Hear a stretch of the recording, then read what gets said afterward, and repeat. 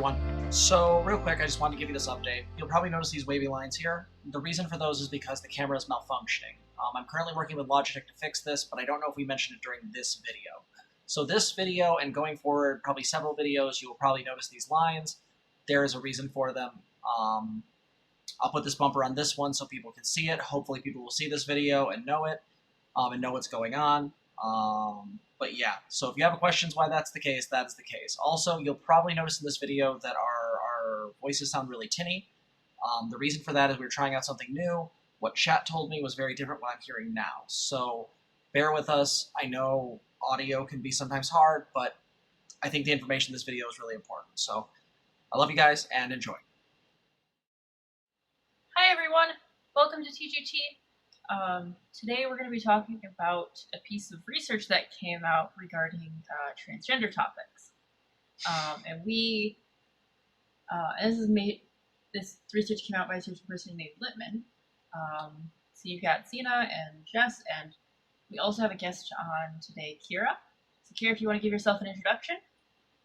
Sure. My name is Keira. I am currently a mod working for Jess and Zena on their Discord channel.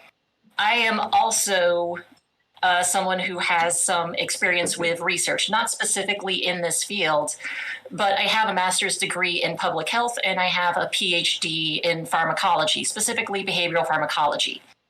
This segment's a little bit over because behavioral pharmacology has roots in experimental psychology. So I have a lot of experience looking at some clinical papers, such as this. So when this came across my desk, I got very curious on what Dr. Littman had done.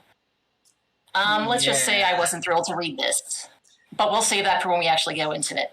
Yeah. So it's funny because one of the things I like to do on the server, this is something Zena and I have as a value, go back to the values video, is that we really like having people around us that are smarter than us. Like, I want people who are going to be able to break things down for me. Like, I know a very vague variation of what, like, Adderall and, like, Ritalin do, because as a counselor, that's not my shtick. But Keira can explain the frickin' mechanisms, and I actually have pinned a post on our Discord explaining this. So this is one of the things that I had done is, when this came out, I got busy as hell. I was about to do a training, and I went, hey, Keira, can you look this over for me and just find, like, a Where's Waldo of where's the errors? So that's kind of how this whole segment kind of got developed. So yeah. I have about 6 pages of notes, and I could have gone a lot more, but I had to restrain myself. No, that's super true. So I did these two already, just go off on it and have been for a while, and me as well, but they're pretty good with all the data and everything. At least in this topic, my fields are not usually computer and art oriented. So just some content warning so people know. Detransition is going to be very much part of this research. Rapid onset gender dysphoria. Some very forked stuff throughout the research that we're going to be going into. Is there anything else? No, I think that's it. Though I should probably give a brief explanation just because before we get into this piece of work, I think that it would be really important for both me and Keira to sort of outline who Littman is and also what she's done. As far as on this channel goes, one of the things we've done is we've referenced Littman in regards to a certain TERF therapist. If you look into our videos, we have a video on Sasha Yad, who is a pretty much just, I can't be super mean because professional ethics, but I will say that I believe that she is touting non-empirical and non-gender affirming ideals based on very shaky research. Rapid onset gender dysphoria, ROGD, is a thing that was essentially made up to essentially further pathologize trans people, especially AFAB people. Essentially what it argues is there is a social contagion effect to being trans. Kids go online, they see those cool transes whose lives are perfect and there's never a bad thing from being trans. And then essentially what happens is they go, I want to be that too. And then they decide they're gender nonconforming, which anyone with a brain knows is not how that works. Essentially, for a person to have that experience where they see somebody and they resonate with that, that would mean there's an actual internal experience of something gender nonconforming. Also, we have to be very clear again, dysphoria is not the only sufficient condition necessary for being trans. So again, that's the beginning we've got here. Keira, did you want to fill any more on that, just in case? Yeah, it's a little bit more complicated than that. Go ahead. Littman outlines 3 major hypotheses in her original ROGD article from 2018. One being what you said, the social influences leading to gender dysphoria, where she believes that the social contagion of peer groups, the source of online resources helps.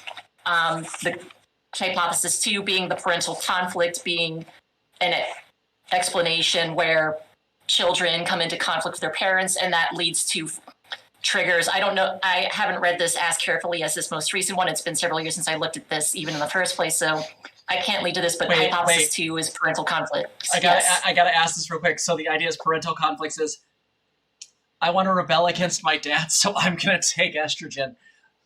Wow. It has to do with parental conflict being another trigger that leads to the exacerbation of gender dysphoria. And hypothesis 3 is maladaptive coping mechanisms for other issues. She makes a big deal with, and this is going to go into it, where we should probably get into trigger warnings now. She believes that there's underlying traumas that these youths are not dealing with, and the gender dysphoria is, and the transition is them dealing with these in an inappropriate way. But, and this goes into my field, but wait, we can simply do like, yes, trans people are more likely to have suffered some sort of trauma because societally we're kind of treated like shit. But like, going even further into this, like, wouldn't you be able to just go and like look at that and go, hey, out of a large population of trans people, do these people all have some kind of background trauma that would then infer some kind of gender nonconformity or lead to some kind of gender issue, some kind of problem? And I can tell you already, I'm just going to make a solid guess here. Fucking no. That's not how that works. That's not how any of that works. And that's where the detransitioner paper comes in. I'll also highlight that shortly after this article got published in PLOS One in 2018, it got a lot of pushback. And within a year, it had an extensive correction listed where it underwent several revisions. An official correction was noted that Littman had to publish, where it's about 7 pages long, where she has to list several corrections that were made. Several clarification statements had to be noted for what she meant in the paper. And then a corrected version of the original paper had to be posted online, along with a notice of republication. Real quick, wasn't the original paper posted on like, it was posted on like the most like, or the least reputable research journal because they don't do any peer review or they just don't give a crap? So the way PLOS One works is that it is a pay to publish. It is one of those pay to publish journals. The way it works is that there is still a peer review process. The peer review process tends to be a little less stringent than other journals because you're, at the end of the day, you're still paying.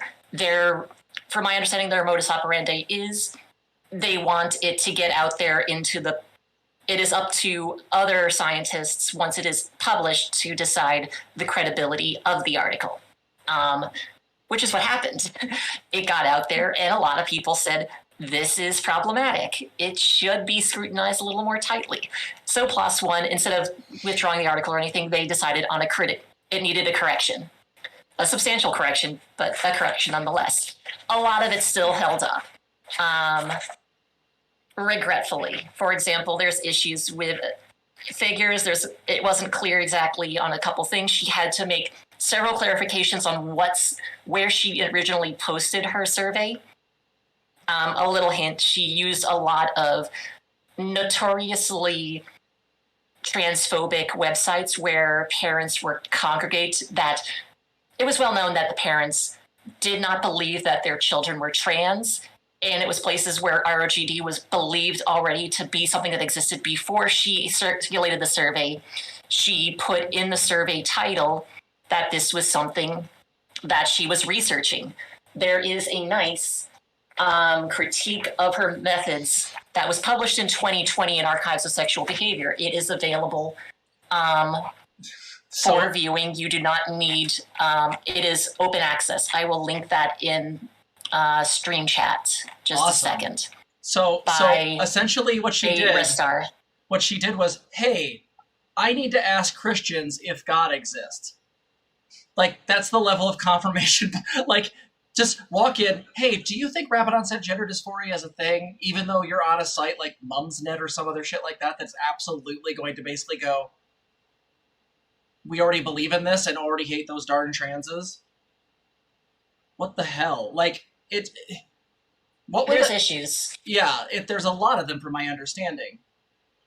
And it's not just that she was surveying parents. Like, that is an issue that she's trusting parental reports of their children. I mean, there's issues that it's majority white, middle to upper class families that she ended up surveying, that she selected very specific populations of these people. Again, we're not here to talk about Littman 2018, but there were issues with that. What I'm going to allude to right now is that some of these survey and methodological issues carry over into Littman 2021. And the reason for that is that she created that survey almost immediately after she created the survey for the ROGD article. They were supposed to be partner articles. It just took her several years to get the second one out. Got it. So that's kind of the backdrop that we're... That's kind of the backdrop. What I'm doing right now is I'm actually looking up another piece of research real quick for people, and that is Florence Ashley's A Critical Commentary on Rapid Onset Gender Dysphoria. I think that she does a pretty great job tearing this apart. So if you want another perspective on this, folks, this will be right in the chat. I think I've gone through that and it's pretty solid. So with that said, we have all this backdrop. We've talked about the weapon, and then we can talk about more if we really want the weaponization of this stuff. But go ahead. Yeah.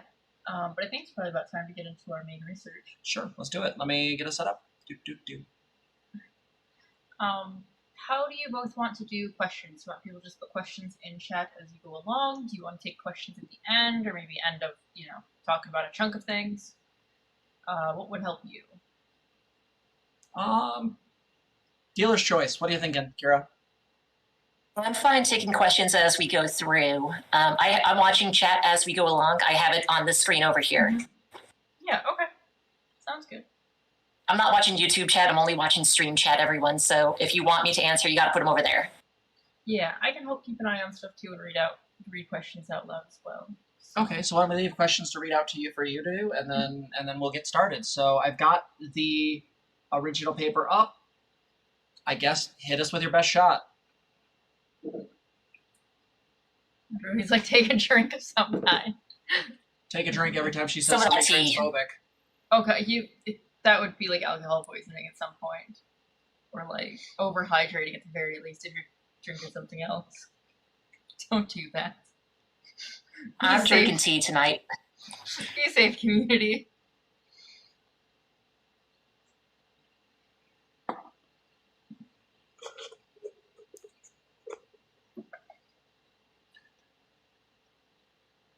All right, Keira, go.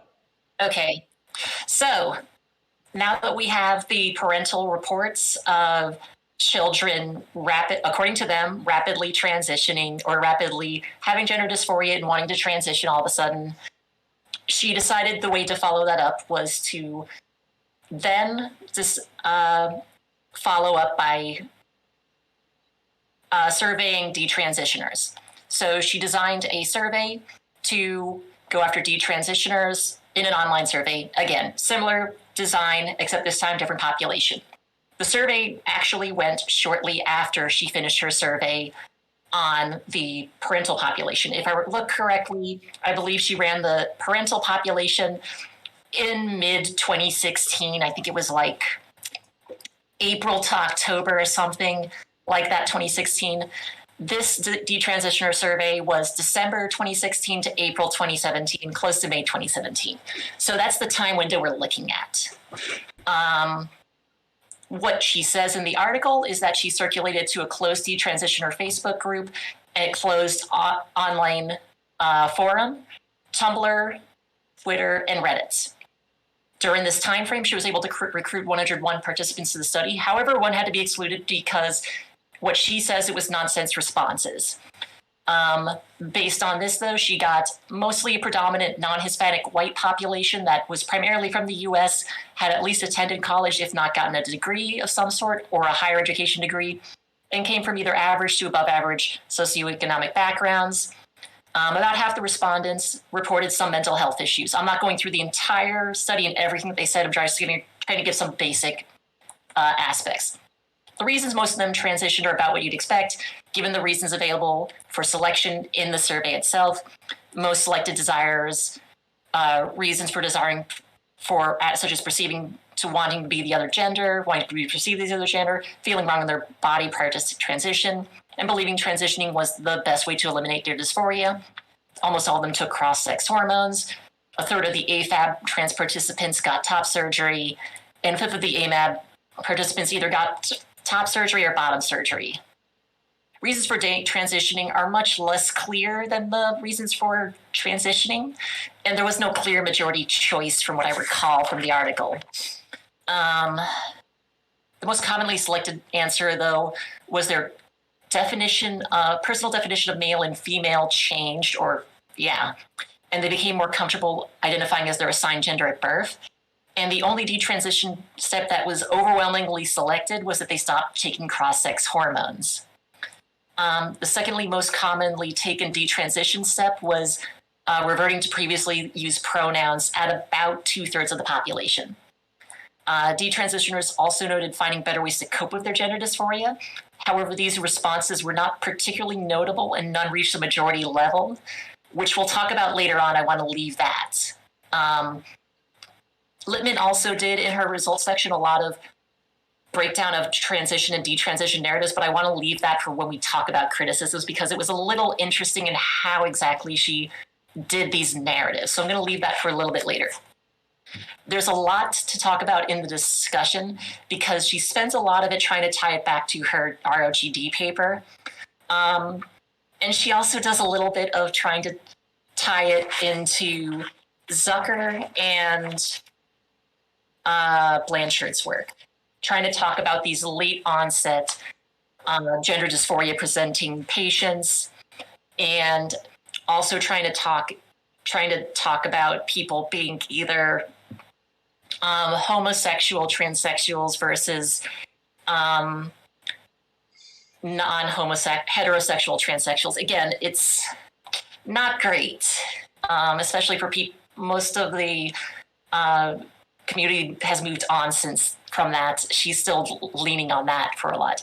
It doesn't go far. For more information, please look at Contra's video called Autogynephilia for how psychology can be just made up sometimes.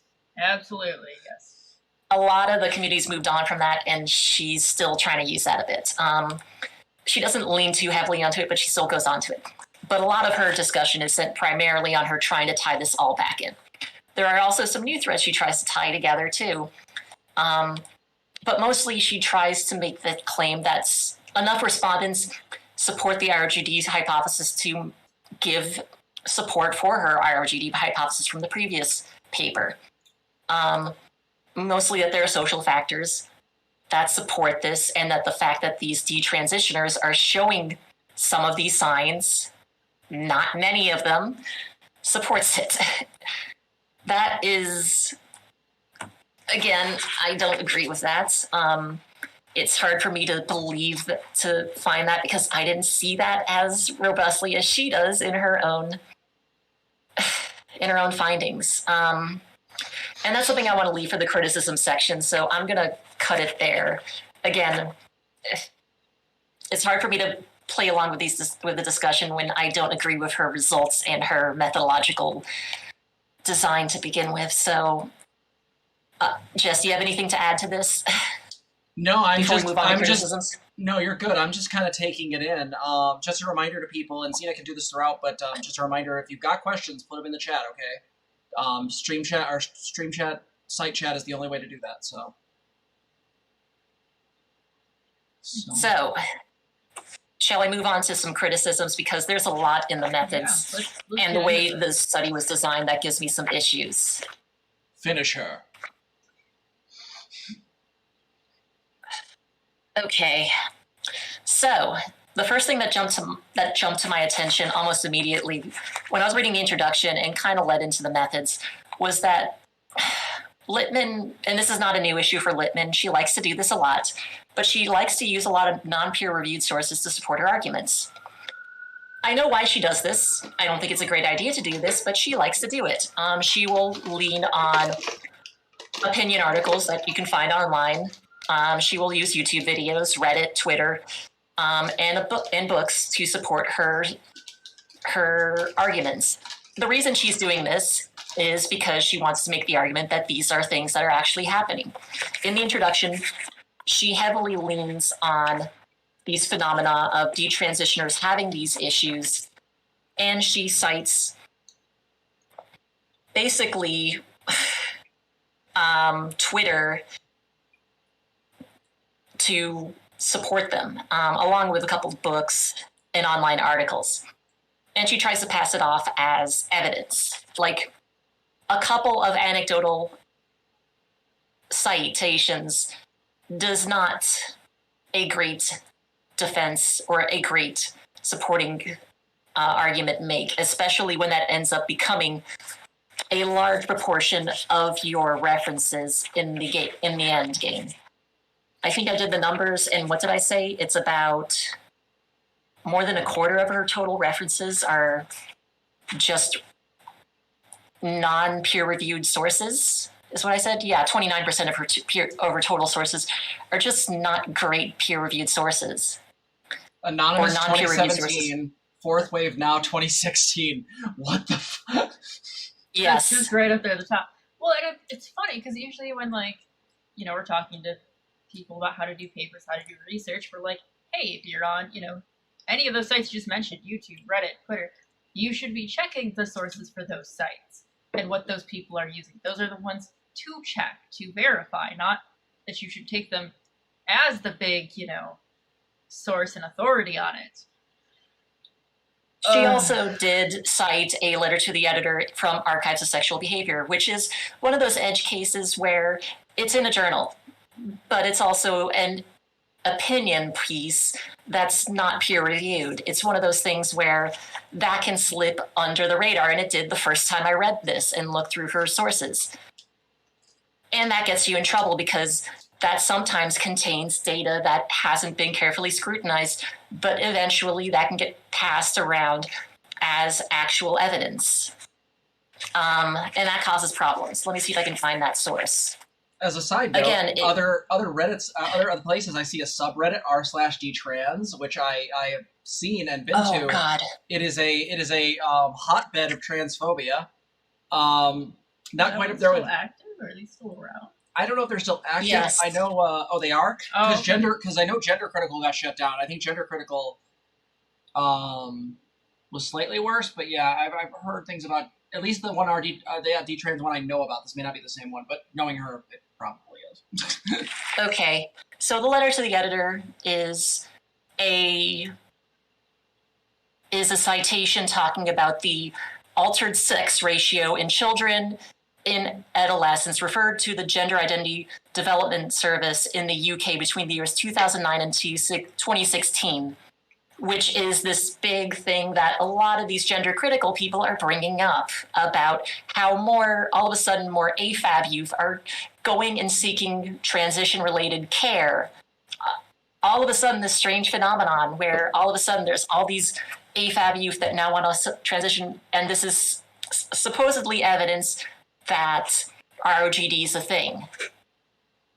So it's a letter to the editor that she's using to support this, which isn't great. Obviously, she has more in here to support that, but this is just one of those pieces that's building up. I was having trouble getting access to all of those sources she was using to build that because some of them are from Zucker.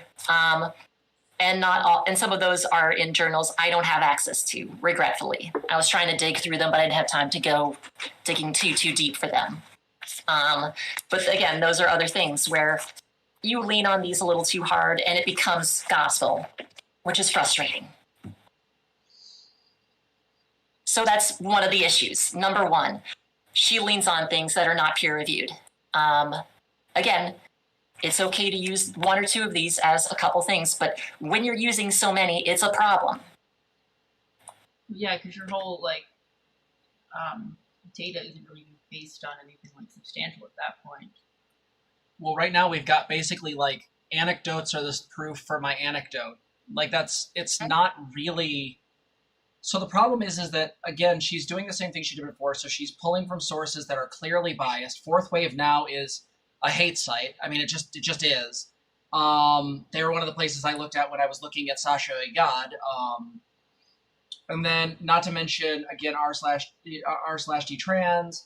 I don't even know who Anonymous is. I actually am afraid to look at that. That probably going to take me to a 4chan link. I know they're really great to source. But this is the issue here is that again, it's in the Guardian. It's just an anonymous person who wrote it. Oh, got it. Okay, well, that's slightly bad, I guess. I don't know. It could still be a. It's still not great. It's just someone saying they regret transitioning, but it's just an anonymous person who wrote it. So. Yeah, again, we have to be really clear with this. Is that again, TERFs are a hate group, and by nature, they're trying to use anything they can to support their data. The problem, and this is the biggest issue with Littman, is they use this and think it's evidence. When anybody who understands peer-reviewed research sees this and goes, you don't get to source r/Detrans and call that data. So that makes perfect sense. It's useful for an anecdote, but you can't stack a ton. But you stack multiple anecdotes together, and you think that's data, but you also have to support that something, and it becomes frustrating when I see this piled together, and then starting to overwhelm actual useful sources. Yeah, absolutely. Yeah, it's. And again, I don't know some of these organizations, but I think that's pronounced the Peak Research Resistance Project. I don't know much about them. The Detransition Advocacy Network, I don't know about them too much, but I'm wondering, again, are these more issues of her pulling on information from people who are clearly anti-trans? I'd have to look more into those people, but just bringing it up for anyone that wants to go look into them. So, with that, hit us, next criticism, I guess. I'm going to jump around my criticisms instead of going through them in order. So if you're looking through my comments, expect me to bounce around a little bit. Definition of detransition that she uses for her journal article. I have issues with this. I'm going to read this out. It's on page 3 of her journal article at the top of the methods section. Here's how she defines detransition. It's part of how she created inclusion criteria. Yeah, a detransitioner, as defined by Littman, is one in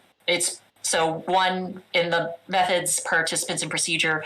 It's one for her thing. It's completion of survey. So 2, it's person had to have taken or one or more for the purpose of gender transition, taken cross-sex hormones, which is anti-androgens, puberty blockers, and also done, or cross-sex hormones being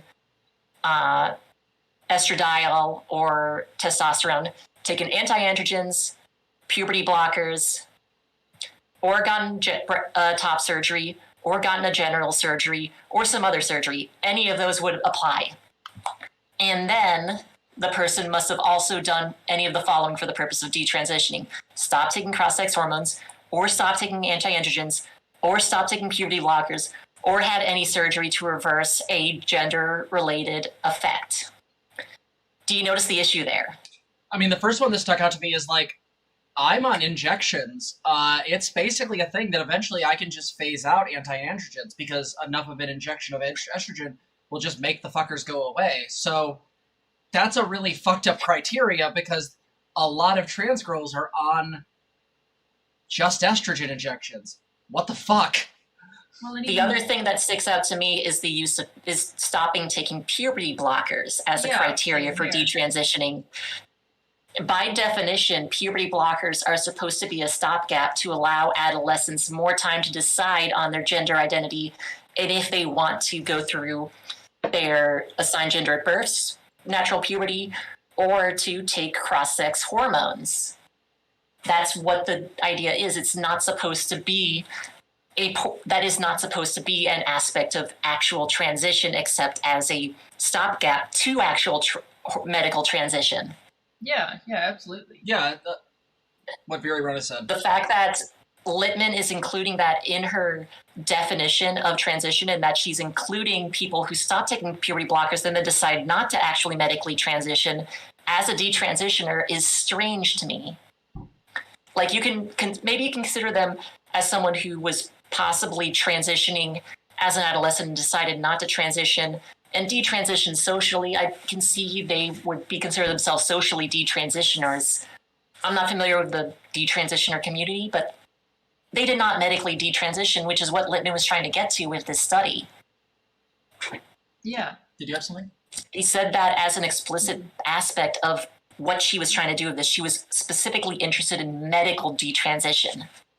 And that's what stuck out to me.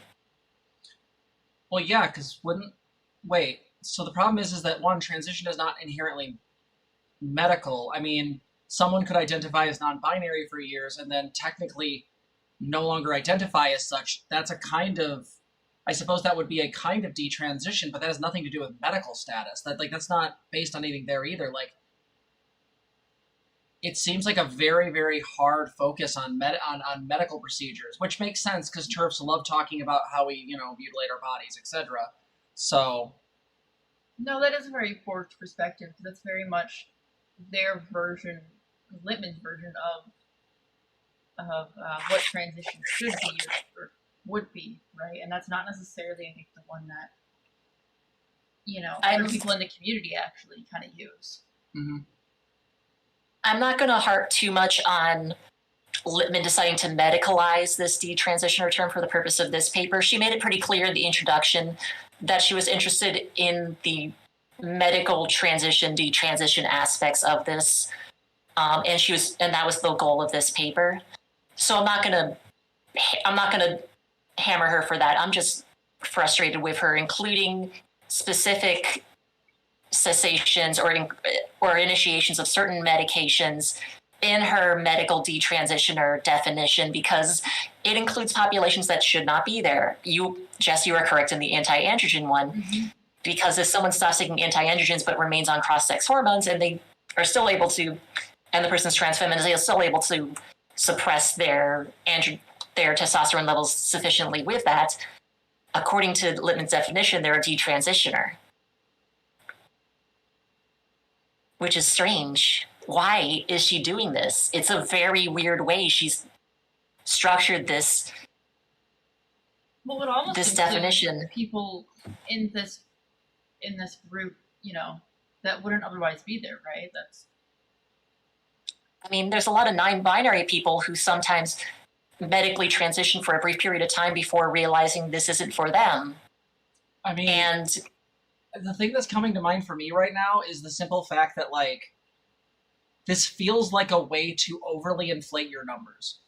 That's what it feels like. Because by definition, there are so many people that would be caught in her definition of detransitioner that no one in the trans community would define as a detransitioner. These are very weird gray cases at best. And so, this is really... It feels like a way to overly inflate your population, because this way you can try to make detransitioning, and by extension ROGD, more valid appearing. And she still ended up with 39% of the detransitioners she caught in her net of included respondents that said they still considered themselves to be trans. So that's the issue here. She thought she was going for people who were detransitioners, and she got people who were technically still trans, according to themselves. So, that's what you get when you make such a broad transit definition here. Yup. That's the issue. I know she cast the broad net. She still only got 100 respondents over half a year,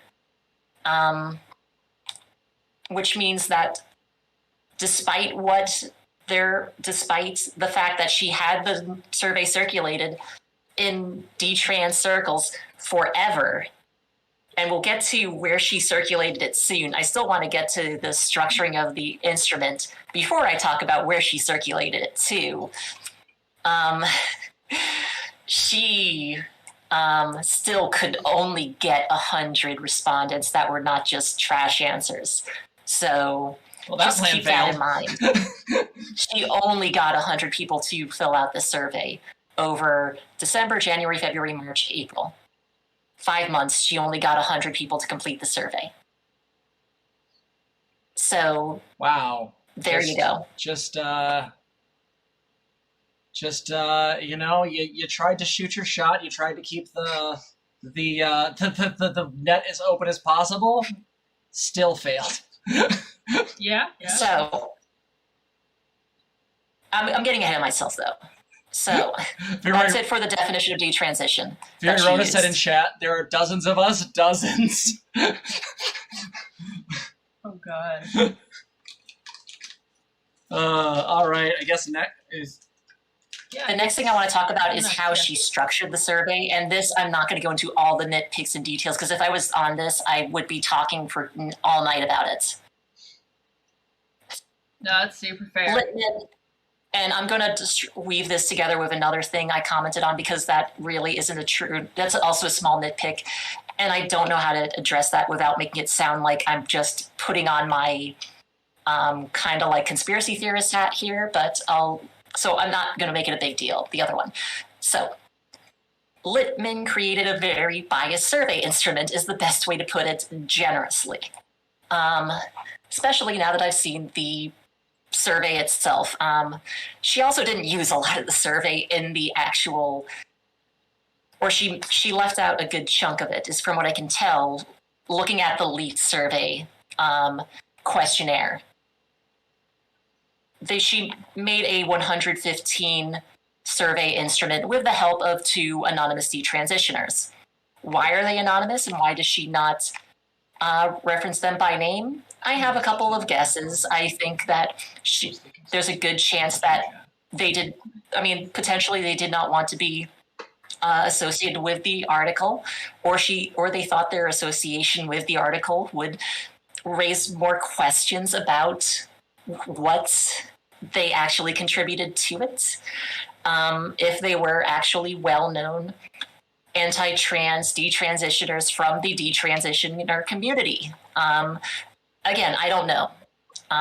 But it's very, very, very unusual to see people who assist, even in a small capacity, be mentioned in an article like this, and still be in the acknowledgement section, but also remain anonymous. It's very strange.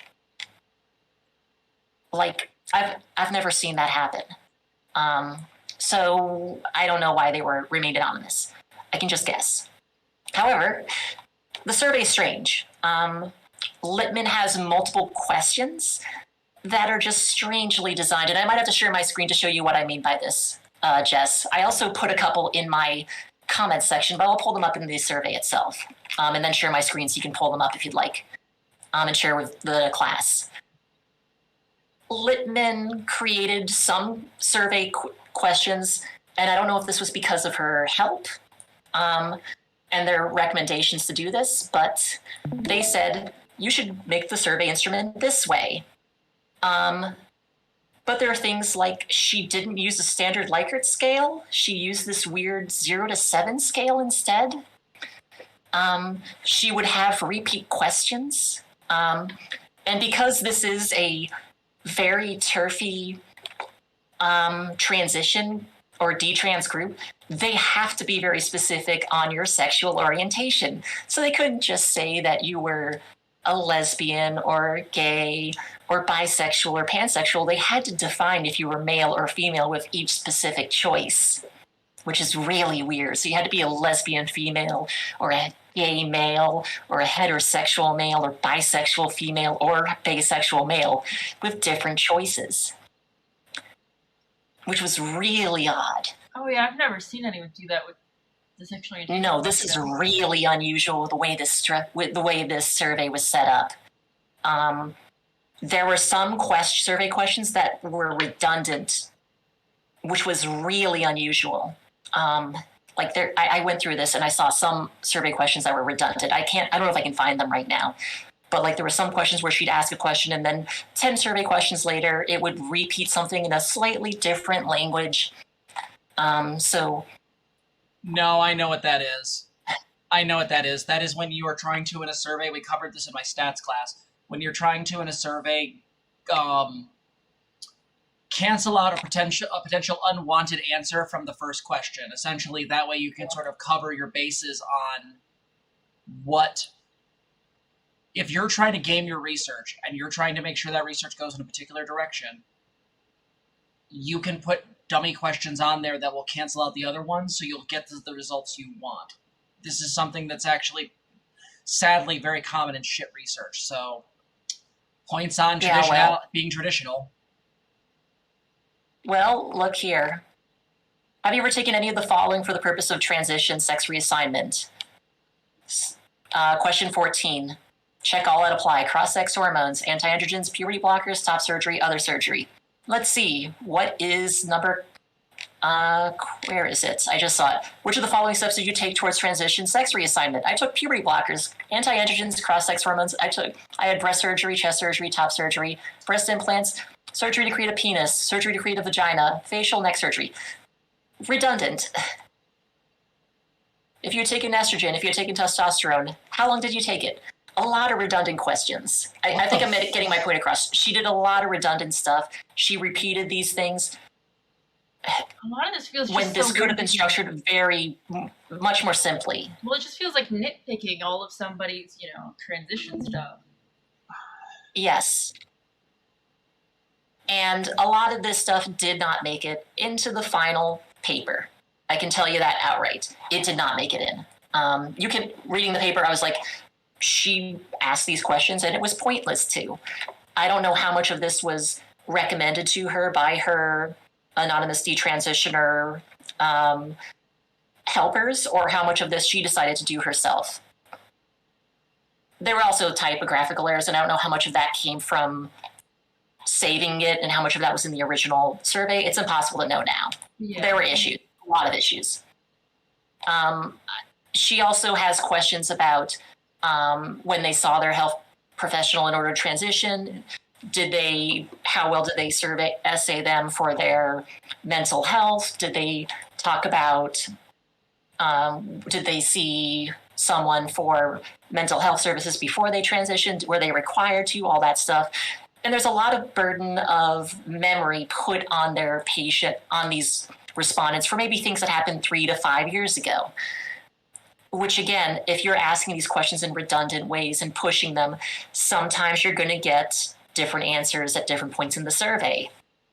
And you're going to get answers that aren't going to skew. And you're also going to be, if you're already asking a biased population that believes some of these biased people that believe their transitions were not great for them to begin with, because we'll get to this later, the population has issues where they are being fed beliefs that their transition was bad and not healthy for them, then they might not remember all the things that they were actually told about their transition before they started or when they started.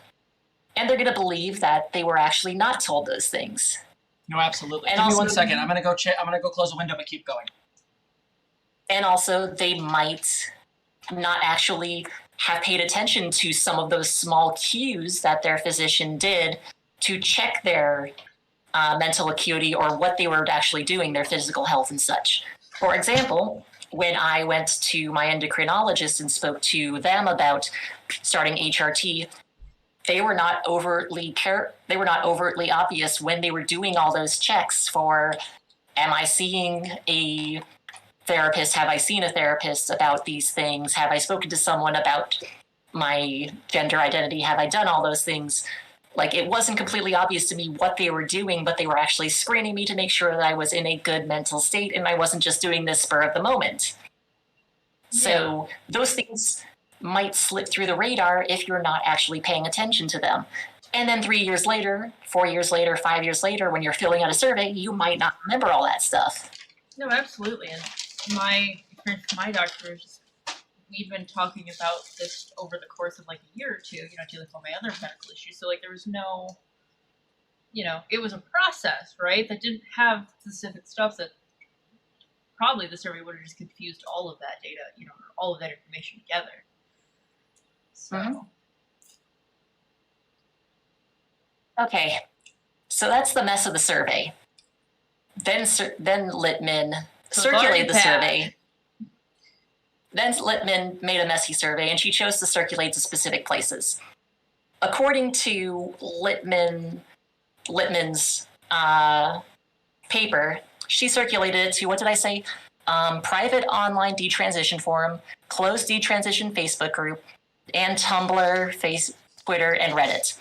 Thank you for this article that I found that talked about this thing. What was it? Health Liberation Now actually talked about where it actually went and shed some light on these places that the survey was circulated to. So, the private online detransition forum and closed Facebook group that were available at the time were overwhelmingly frequented by detransition women that were white, trans-exclusionary radical feminists and based in the U.S. At least one Tumblr recruitment post was through detransition radical feminist circles and initially posted on Carrie Stella's blog. Reddit groups included R Gender Critical, which was later banned from Reddit for hate speech, and a new group called R Dysphoric Weapon with a political stilt similar to the private forum. Respondents were asked to forward the survey to people they felt it would apply to, i.e. the snowball recruitment method, while attempts were made to post it to RFTM and RMTF and R Transgender. The postings were removed by moderators because the survey hadn't been reviewed prior to posting. This was not an unbiased sample pool, much like the Littman 2018 survey. And also I will also point out that in the survey, Littman asks about places that you found the survey or where you came from for the survey, like which place were you recruited from for the survey. And she mentions two specific Tumblr blogs by name, Third Way Trans and Guide of the Raging Stars. These are both anti-trans blogs that are, right, Guide of the Raging Stars is defunct now, but as far as I know, Third Way Trans is still well and active. So yes, these were not just unbiased sources for G-trans or detransitioners that she selected. Clearly, these were people who were interested in an objective notion of transitioning and only wanted the truth to come out. There's clearly, no bias whatsoever. Oh, this is so bad. Oh, this is like a kindergartner made it. Oh, this is so bad. There's a very good reason I decided to stick to methodological issues. Next issue. After Dr. Littman got her data back, you'd think that she would review the data and make sure that she did not get any duplicate responses or she didn't get multiple responses from the same IP address or something along those lines, right? Something to do with that to make sure that she didn't have any issues with the data she collected? You would assume, no. I mean, you would hope. No, she didn't. She didn't do any best practice strategies for online sampling. Just didn't do it. All right, well. No. She intentionally says that she did not collect IP addresses. She collected data anonymously. So she had no best practice strategies to speak of. She did not check to see if the data was duplicate before she started reviewing it. Which means that just so the people know, just so you know what that means is, all someone had to do, because it's like a survey monkey, so theoretically you could just keep clicking the link, and even if the link required a email, you just have to have an extra Gmail lying around, and someone can do the survey 4 or 5 times. And if you're not looking for replication, you can just have people spam the answer you want. Yep. This is the same issue that was pointed out with the 2018 article and the parental ROGD stuff. Same issue. And Littman just threw that off. She actually, just as a little aside, remember how I commented that there is actually a written published methodological critique of Littman's 2018 article. Littman wrote a response to that commentary, that methodological critique, and it's published, and you can find it. Littman has that available to read on her personal website. It's behind a paywall if you don't go to her website and get it, but I've read it. And basically what she says to deal with this critique of best practice strategies and lack thereof is that because other people do it, it's okay. That's her defense. Well, because some people rob banks, clearly robbing banks is okay. This is just... That's her defense. This is... I hear this from, like, kindergartners who want the cookie. But they... That's what her defense breaks down to. Yeah, it is... Wait, I'm so... Like, again, this woman has the gall to call herself a researcher when essentially her answer was, nuh-uh. Like... No, like I've literally had this argument out with kids when I worked with them. Like that's exactly what this is like. They did it, so I'm gonna do it too. No. Fury Rona said in chat, but Mom, everyone in class is using dubious research methods. I love the other comment. I'm gonna tell. This paper managed to gather more issues than it managed to gather detransitioners. True. Now I'm gonna make it clear that making a good survey and running it well is hard. However, doing it this way and not owning up to the mistakes that are made, that is worse.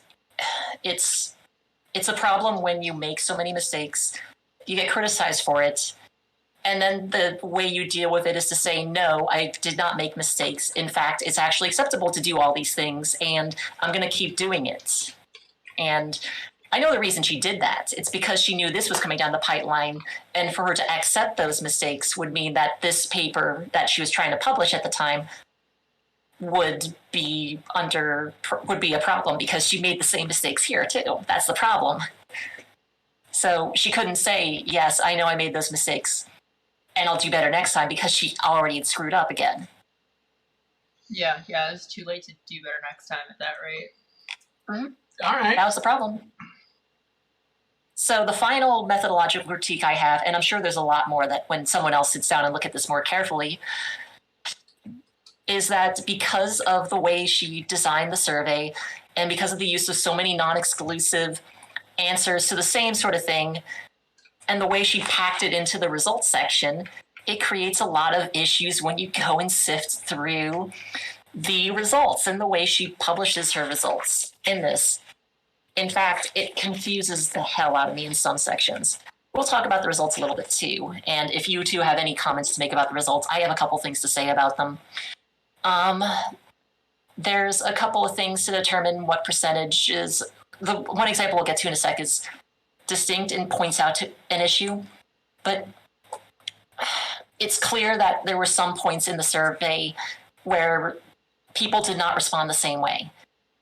And for basically the same answer, and it popped through in the way that the data got analyzed. And I'm surprised no one found this or noticed this at some points. I mean, I barely noticed it until I actually read through the comments that came through the Health Liberation Now comment, because they made a point about detransitioner pressures, pressure to detransition versus pressure to transition. I was like, wait a second, those are different numbers than what I saw. And also strange things like that. If you look at, what page is this? Oops, sorry. In the I had analytics up because I was trying to post the website for people to join there. Whoops. It's okay. I'll just edit and post. On this No, I won't. 1, 2, 3. I say that now, but I'll forget and just post the video. It's fine. I'm not able to find the page number. 1, 2. You got to see our analytics. Oh no. 6, 7. I think it's page 8, but I might be mistaken. At the top of page 8, left column, pressure to transition. According to Littman, 37.4% of respondents felt pressured to transition for some reason. However, when you go to the transition and detransition narratives, which is 8, 9, 10, 11, a couple of pages later on page 11, it says that only 20% of the participants felt pressured to transition. So something happened. Yeah, that's a very Something happened. That's a different number. Yeah, okay. Yes. Well, And the Oliver, detransition pressure numbers change between the narrative section and the detransition section. It goes from 23.2% felt pressure to detransition to 29% felt pressure to detransition. So something happens, and I don't know why, because it's not clear. I think it's because of the way she structures the narratives and how she calculates those, but how that happens, it confuses me. So again, it's a bit of a mess. With all of her weird repeat questions, who knows what questions actually being used to generate which piece of data. And I know that Littman, I'd have to look back through the survey, but I think Littman asks about pressures, and also it's not just because of the way Littman structures questions, she has explicit questions where she asks about pressure to transition and pressure to detransition, but she also has questions where she asks about not pressure to transition, but sources of, what was it? I'm trying to remember how she phrased it. It was something about not pressures, but different things about transitioning or detransitioning, where things guided your decision to transition or something along those lines. So again, it gets weird. And also there's weird things where, because of the way she structured the questions, for example, transition reasons and detransition reasons, it's unclear for me what the primary reasons for transition or detransition were for a lot of people. And this gets very muddy with the detransitioning reasons.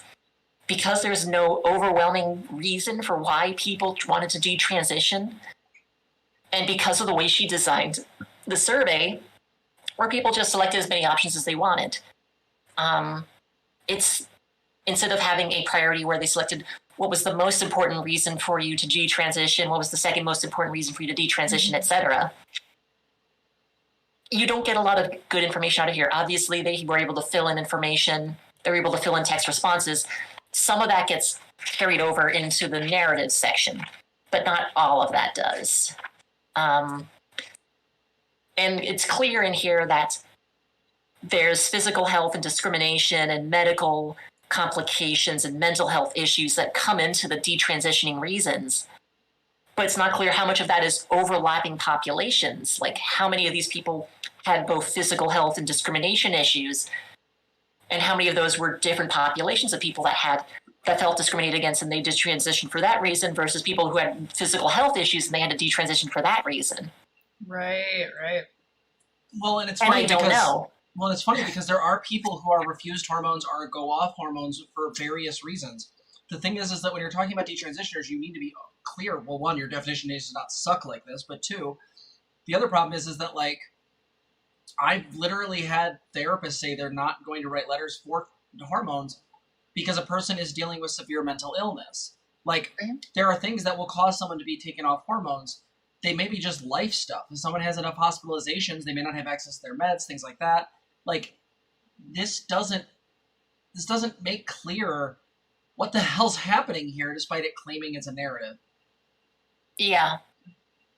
It gets very difficult to tell because of and it goes back to the way she structured her survey. She didn't, and this is a problem you notice with a lot of people when they first start out in science and designing experiments, where they have an idea, but they get too far ahead of themselves and they don't think of, how am I going to actually analyze that data and what do I want to get out of it? So they put something together, they run the experiment, and they're like, oh shit, what am I going to do with this data now that I have it? And it's something that was drilled into be both my graduate and postdoctoral mentor, is plan ahead. Make sure you know what you're going to do, how you're going to analyze your data, and what you want it to look like once you're done. Otherwise, you get messes like this, where you have some interesting data, but you can't present it in a way that's useful.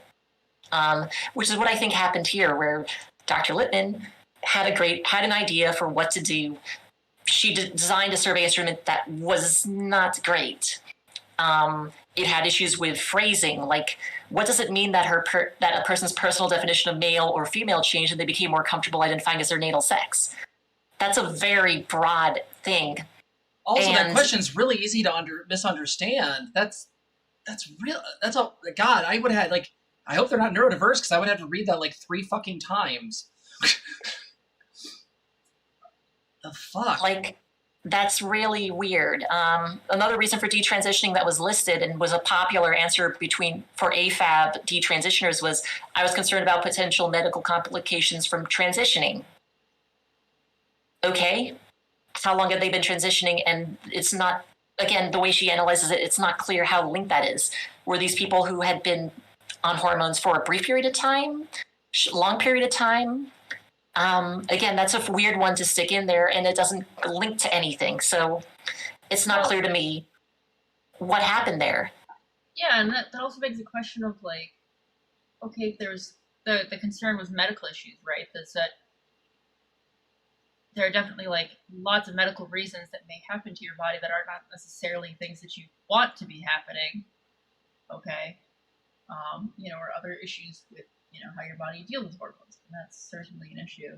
Mm-hmm. So that would also include all of that kind of random stuff too. Wait, so I wonder, you said that somebody who you said, what was that somebody had just either ceased doing a medical thing. So what, couldn't someone answer that? Maybe I'm wrong on this because I'm a little fluffy right now, but couldn't someone answer that question? They're considering SRS, but then decided not to get it? That's potential. Yeah, that could be a reason for detransitioning.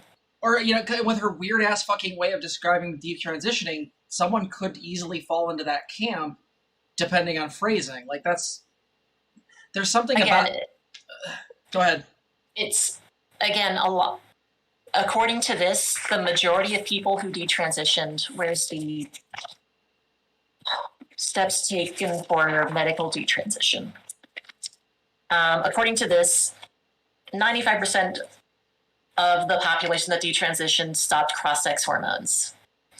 So almost everyone who responded to this population stopped cross-sex hormones as part of their detransitioning.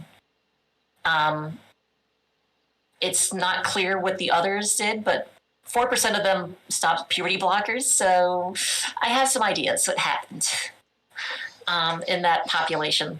I'm not 100% sure because, again,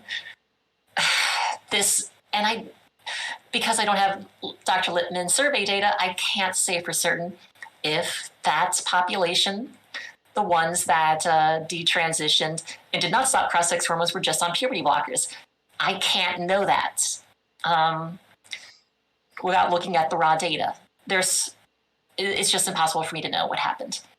But an interesting thing is that and I alluded to this when I described this survey, the only consistent thing across this is that for this group, the majority of them, and I mean the gross majority of them, stopped cross-sex hormones.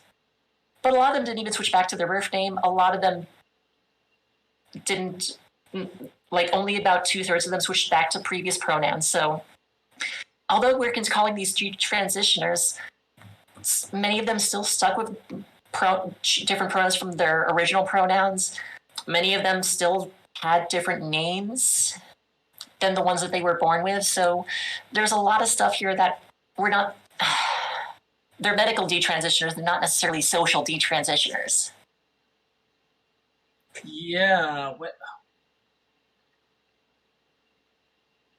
the hell? Detransition in the technical sense usually means someone who's ceased transition and goes back to, or get back to identifying as their assigned gender at birth. This definition just leaves us open to these really weird issues because, again, like we said, someone could easily be socially trans, that is, they identify as, say, non-binary or trans man or trans woman, and they just may not be engaging in medicalization anymore for whatever reason. For example, some people can't take hormones because of body issues. Someone may decide not to pursue surgery for various reasons.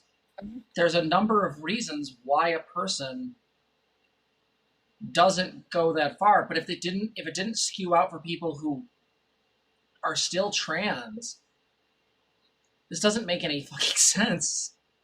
Yeah, this is a really tough survey to read and figure out what to get out of it. But one thing that's clear is that while there's definitely a population that has issues and had to stop hormones, like almost all of them stopped hormones. That's clear. The reasons they did it are not clear. Like, I think Littman was hoping for specific reasoning here. Well, real quick, let me bring this up because I just read this and I want to bring this up because there's a thing in here. A non-binary narrative was expressed by 16% of participants. Some described that they discovered their non-binary gender identity during their transition, as in the following quote: "I still was uncomfortable with my body and figured I should stop and make sure. I really wanted to keep going. I didn't, and I decided I must be non-binary, not FTM. Transitioning didn't do what I thought I wanted it to do. I had transitioned to the wrong gender. I still felt wrong. Then I realized I was not male, but genderqueer. I detransitioned to suit my true identity." I don't know a single trans person who would ever phrase that way. Like, people who are binary trans come out as non-binary all of the time, but that's just another level of coming out. There's no one ever says, like, I detransitioned from binary trans to non-binary. Like, who fucking wrote that? That is, I'm sorry, that whole sentence is sus. I'm just calling it that. It's that just seems like nonsense. I have never heard anyone anyone I've ever met in the trans community refer to, well, I wasn't FTM, I'm actually non-binary, as a form of detransitioning, because they're not technically ceasing transition, they're just changing trajectory. Like, what? This is on the detransition narratives part, and this is nonsensical. Like, what the fuck, guy? Like, guys, like, yeah. It's right there. This whole paper just has me stun locked. Like, where do you Again, go remember that these stuff? were very turf-filled sections of the internet. So it's very possible that this was a infiltrated survey. I'm trying to give this the benefit of the doubt that did not happen. But because she didn't check But IP that could have always addresses, happened. and because she did the snowball effect, and she looked to specifically places that were biased against trans people, the likelihood is pretty high. We can't say for sure, but it's a pretty easy hypothetical or narrative we can come up with based on the data and based on the way she created this awful, awful survey. No wonder you were so mad about this in DMs. Holy shit. That sentence bothers me so much. Yeah. I agree. There are issues with it. I'm willing to give it the benefit of the doubt and assume that there was no infiltration or intentional disruption of people going into it for insidious reasons. I'm assuming everyone went into it for genuine reasons and gave their true stories. It does not mean no one went in for it to intentionally disrupt it and give untrue accountings, but hopefully everyone went into it with true things. As I said on the front end, because Littman did not go through the data carefully and only removed one survey for what she said were nonsense answers, which, again, I don't know what that means. She didn't give an example of what that meant, but that's as thoroughly as she cleaned the data. Real quick, I want to ask this question about this because I just read this. I'm going through here and just my brain keeps keying out on errors. So it's on the detransition narratives page, and it says most participants, 58%, expressed their gender dysphoria was caused by trauma or a mental health condition narrative, which included endorsing the response questions indicating that their gender dysphoria was caused by something specific, such as a trauma or mental. So I want to be really clear about this. One, I call utter bullshit on this number. So, while yes, a person who is trans is more likely to suffer trauma because that's just the way bigotry works, the fact is that even if I assume that this is partially right, that there are some trans people who have discovered their gender dysphoria caused by trauma, the fact is that can happen because of, again, trigger warning for abuse, but that can come up because I've had clients who are assigned male at birth and they were abused as a child, and because of that, they realized that the whole being in the male gender really fucked with them, and so they this is one of the things that sort of illuminated it. But again, that doesn't mean that their gender dysphoria was caused by it. The causation doesn't make sense. It just means it made them aware of. This is the same issue people like Mark Walsh do, where they say that we're poisoning our kids, we're turning them into trans and homosexual, when in reality it's, you present a narrative, you say, hey, you can be who you wish to be, who you feel you are, and by that representation, people allow themselves to be that. This is why Zoomers are way more trans than Boomers. Like, this is just true. Like, this idea that this is all caused by trauma is so gross. Because it goes back to the oldest memes from the Nazis, from fascists, from anybody, that being trans is caused by being mentally ill, rather than mental illness being a side effect of being trans, sometimes based on dysphoria or previous history. Or just bad luck biology or whatnot. Like, this is awful. So, one thing I have to say about this is that we have to remember where these respondents are being pulled from. They're being pulled from a lot of these turf-filled areas that are primarily filled with detransitioned women who have started to create a narrative for themselves and has created an insulated community where they believe that their transitions were the result of trauma for themselves, that the reason they transitioned were for the wrong reasons, and that their transitions have irreversibly damaged themselves, and that they can never get back the pain that they've caused themselves, and they have to fix that damage in different ways, and they have to stay together, and all that shit that had been going on at this time. And that is where this survey went, and that is where that survey pulled from. So I'm not surprised that percentage is so high, because that is the narrative that was circulating in those groups. But remember, this says that gender dysphoria was caused by trauma, not that the trauma of transition was so great. I would understand if there was another part here, which it probably is, discussing the fact that you were traumatized by your transition and by your detransition. But the considerer here is saying it's caused by, meaning that, like, for me, what that says is that, first off, we have no evidence anywhere to suggest that gender dysphoria, by definition, is created by anything. You are absolutely correct, but you also have to remember that some of the detransitioner narratives coming out at the time that this survey was being circulated, and I'm trying to find some sources right now, were that people were saying that they transitioned for the wrong reasons, some being that they had experienced some trauma and that triggered more intense dysphoria that led them to transition. Well, but again, we come up with a narrative I've seen from clients where if you're an AFAB person and you were abused or you went through a sexual assault or something like that, because you're being immediately forced into a very gross, horrible version of a gender role, you could easily cause your dysphoria to get worse. Not to mention the fact is like, this feels like it's, especially if these are AFAB groups, it feels like this is piggybacking on a very old meme of like, I don't know, like it feels like that very old meme of like... No, this is the kind of stuff that the TERF spaces seem to pass around, Well, yeah, it's the patriarchy damages you, so then you try to become part of it or something. The whole narrative gets warped, and that might be what we're seeing in some of this, but again, it's hard to know with how any of I'm not saying they were correct, but this is looking back at the 20s. I'm thinking back to the 2017 Katie Herzog article that was in The Stranger that had all of those stories of detransitioners, and that had their personal accounts of this, and I'm thinking back to those stories, and this was some of the things that were coming out of them. Wow, I've never seen that before. That's really, really interesting. Okay. Yeah, some of them were citing that they experienced some traumatic events that triggered them to decide to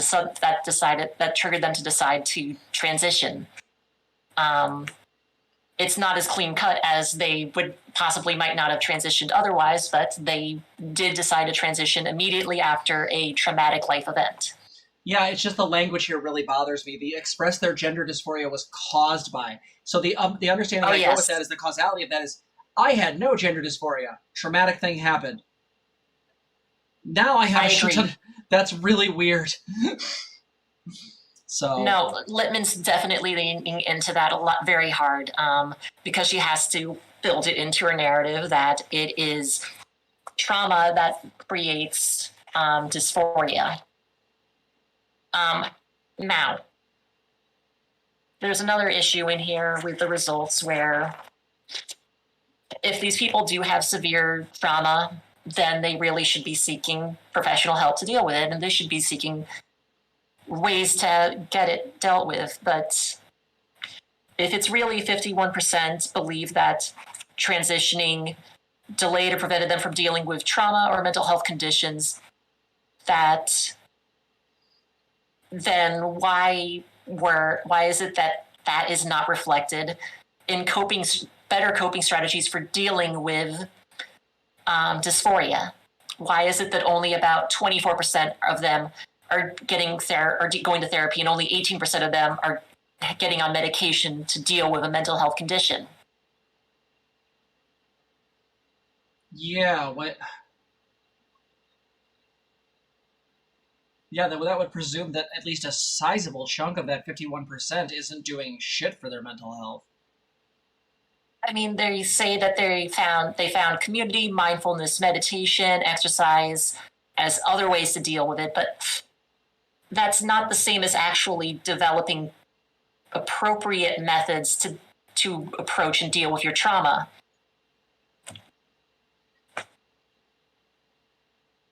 There's some disconnect here, and that just it sounds like they've just found a different coping mechanism that's not anywhere near as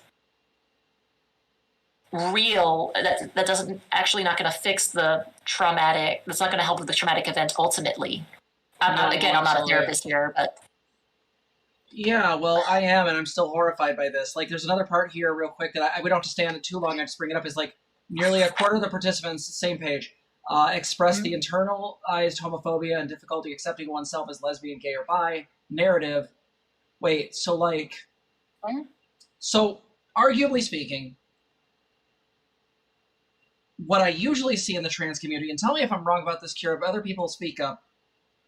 Usually what we see is a person will come out as gay or lesbian or whatever, and then there's like literally jokes in the trans community of like, okay, cool, you figured out your sexuality, and then there's like, it's like Plato's cave, but then there's a bigger cave and it's gender expression. Like, it's like, oh, like I've had clients that were literally like, yeah, I really need to process and figure out my bisexuality. Oh wait, I'm non-binary. Shit. Like, that's usually the order of operations I hear in sessions or in the trans community. So this idea that like someone's homophobia was the propellant to make them trans, like being lesbian, gay, or bi is more accepted, at least to some degree, than being trans. Why would that doesn't make sense. So I just call bullshit on that. It just sounds like I've never heard that in session. I've never heard that from any other therapist I know who works with trans people. That just sounds so weird. This is a new thing that Littman is pulling out that I think she's trying to create something out of. I am not aware of this being something. I'm not in this field though, so yeah. It's something I got to dig into a little bit more and figure it out, because I was surprised to see this. This was not in the ROGD paper either. This is something she added. This feels like directly pulling from TERF memes. This is literally like LGB Alliance language. It does sound like that. So just, that's my thought on that. But yes, go ahead and continue. No, that's all I had to say. I would have to dig into this a little bit more because I've never heard about this before. Like, I've only seen this in TERF memes, or when they decide to yell it out, newly out trans girl on Twitter. Like, well, and I'm not sure how her data could actually, like, reliably support these statements anyways. I mean, there's also that question of, she makes a lot of statements here, and I'm like, how is your data reliably supporting this? Okay, she only, in the discussion section about this, she only cites one thing, which I'd have to look into this article to figure out what it is. I didn't really think about looking into this beforehand. Yeah, no worries. I'm just pointing it out as a thing where I go, that is not the order of operations. By the way, while we're taking a second to figure this out, donate. You can donate on the site. You can donate through Streamlabs. Go ahead and check out the Patreon. You can also donate through Super Chats if you're on the YouTube. Just an FYI, this is the donations go towards us having better equipment, better people, better stuff on. So please consider that. All right, so next critique. Let's go on. If you guys watching us do have questions, feel free to put them in the site chat. We'll kind of read those out as we go along. So just keep in mind, questions are good. I think that's all of my major methodological critiques. Okay. So I've covered everything from the methods section, all of my major concerns about the results. Obviously, there's probably going to be more that will pop up in time. There's a lot to this. Yeah, this is and I definitely only the case. hit sorry, I didn't mean to cut you off. Oh, sorry, I was going to say, this is definitely the case of, like, can't really hit every single detail in this because there's just so much here. So, go ahead.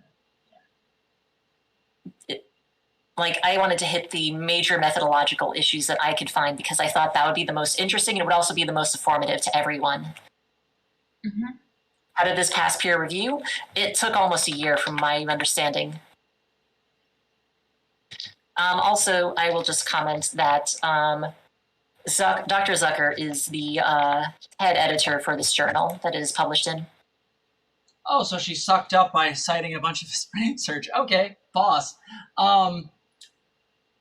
I mean, again, Zucker also believes in RMGD. Well, of course he does. Of course they do. So I guess the thing I want to say about this, and maybe this is the overarching for me, is like, we say this before, conservatives, fascists, TERFs, lie. This whole thing, and we can say that some of the data might be from legitimate sources of detransitioners, but none of this makes sense. And it's coming up and it's inferring narratives that just aren't true by any explanation I've ever seen within the trans community. The idea that trauma caused someone to have dysphoria has never been something I've heard. The idea that someone's internalized homophobia led them to transition is so backwards to the experience of trans people. Like, she even goes into it here as like she's essentially condemning the, essentially gender affirming care, something we had to fight decades for, saying that, this is something that's caused by, this is something that is ignoring the complexities of gender dysphoria, etc. Like, fail to explore comorbidities and context in which gender dysphoria emerges can lead to misdiagnosis, and inappropriate gender transition. Citation? Like, she had 100 people. This is not... This is a terrible survey. Oh, excuse me, 101, but one was nonsensicals. My apologies.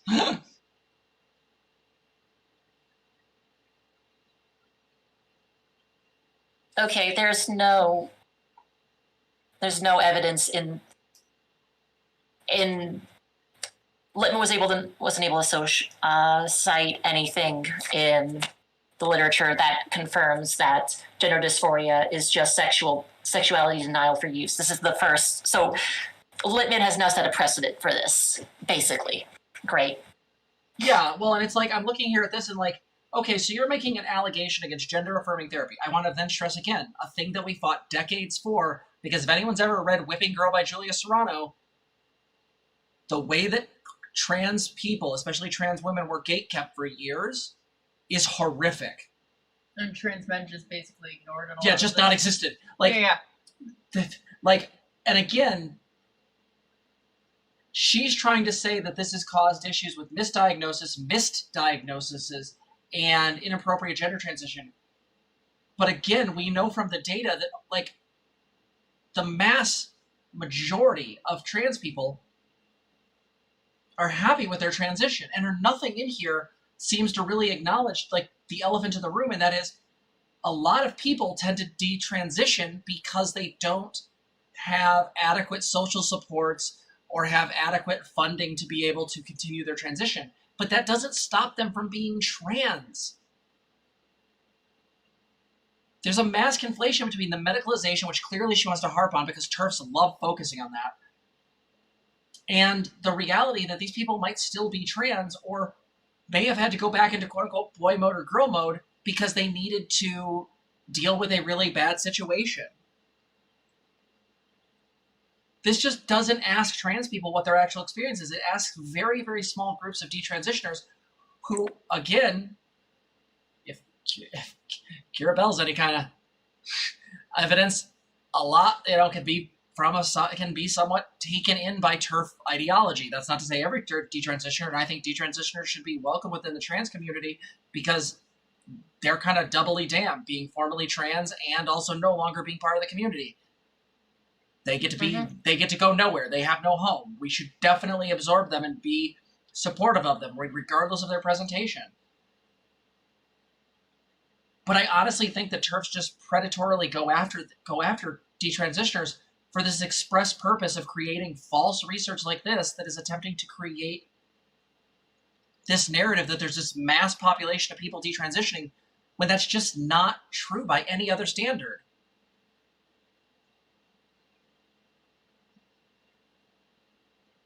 I will wrap this up by saying that Littman does do her due diligence and mention several limitations in the study near the end, and does include that while she claims she tried to reach out to different communities with different perspectives, that she does have convenient sampling that will introduce limitations, and that because the participants had less than ideal medical and surgical transitions, that their experiences were colored, in her words. So she did at least mention some limitations in her study. There was more limitations mentioned in that paragraph that I won't go into, but she did mention her limitations. So I don't want to just bash Dr. Littman for 2 hours here. She does comment on those things. Well, good for her. I'm glad she mentioned her limitations, and then she goes on to say that this paragraph, this data in this study strengthens with firsthand accounts the rapid onset gender dysphoria hypotheses. No, it doesn't. You have not demonstrated this. You haven't demonstrated shit. Again, ROGD is a made-up diagnosis that no reputable member of the APA, the AMA, the ACA in my case, believes in. This is fringe groups and fringe therapists and fringe doctors who are touting this notion because they want to further medicalize and further gatekeep transition. And because the whole treating trans women as predators thing with bathroom bills and shit wasn't working as well as they hoped, because again, the population's becoming more progressive in that regard, they decided to make up a whole diagnosis to attack AFAB people. What the fuck? This is just weaponized research, and it's not even good research. So yeah, that's what I got on it.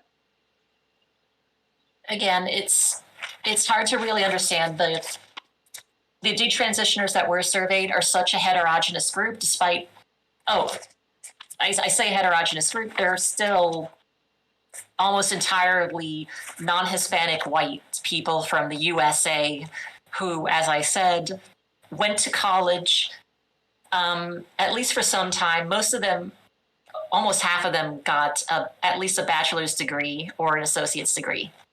So this is a pretty well-educated group of mostly non-Hispanic white people. Yeah. This is a pretty selective, focused group of people that we're talking about. So while I say heterogeneous, I mean heterogeneous in the reasons they detransitioned, although it's still biased sampling because many of them still have these leanings towards what Dr. Littman was looking for. Well, and additionally, the problem with having this research focus on non-Hispanic whites who are middle class and college, it feeds into these false narratives like with the Dave Chappelle thing, where Dave Chappelle asserts essentially being trans is a white thing, which completely erases women of color who are trans, and again, just completely invalidates any person of color who happens to be transgender, and it just is insane to me because this is somewhat reifying this notion that this is a thing specific to these groups. Someone who wanted to go from that angle could look at this and think that that supports Dave's position, when in reality, it's bad research that went to very specific groups who were essentially set up in this study because they were going to give the answers Littman wanted. This is like Littman's shtick. It's the same thing happened with the parental survey, by the way. It was almost exclusively non-Hispanic white people from the U.S. who were pretty well educated with college or greater degrees and were middle or upper class and, mostly women. So it was a very biased group demographic group that Littman surveyed in the IRGD paper too. So again, the phenomena of her parents surveyed in the IRGD group, the survey respondents for the detransitioner group are relatively biased demographically. Yeah, I didn't really touch on that because I had bigger fish to fry, but that still does factor into this. And we don't know how demographically detransition affects other peer groups, if it affects them as robustly, if it affects them, because I'm betting financial factors play a bigger role. Nope, absolutely. Because again, we need to do a discussion at some point about the class aspects of transitioning, but that's another discussion. Okay. So what are you thinking? No, I feel like we've kind of toured them pretty well. Okay, so maybe we finish her up. Yeah, I mean, is there some more like Questions from people, or anything that Keira wants to bring up? I think I've touched on everything I wanted to talk on. We've almost talked for 2 hours, though. I don't want to keep y'all too much longer on this. That's super true. So I would say, everybody, if that's the case, how about, throw out some pupper loves for Keira being here. Thank you so much for coming on. Thank you so much for sharing all this with us, because let's be honest, this is... No, I appreciate going through this stuff with people. It's a lot to, one, piece through on your own. Two, it's nice to have people that actually, have training and expertise to help work through this stuff. Because I have no doubt that there's going to be people, touting this data as something more than it actually is, and just kind of ignoring all the problems with it. So it's good for us to at least go through some of the stuff and at least know about it. So. Mm-hmm. Well, yeah, definitely. So I guess I'll say is again, let me move your camera back up here. There we go. Why didn't it move up? There we go. Move there. There we go. Well, thank you so much for coming on, and we deeply appreciate it. And again, you're one of our mods, and you've done amazing work helping us. So yeah, cool, thank you. Thank you. Yeah, thank you so much for coming on.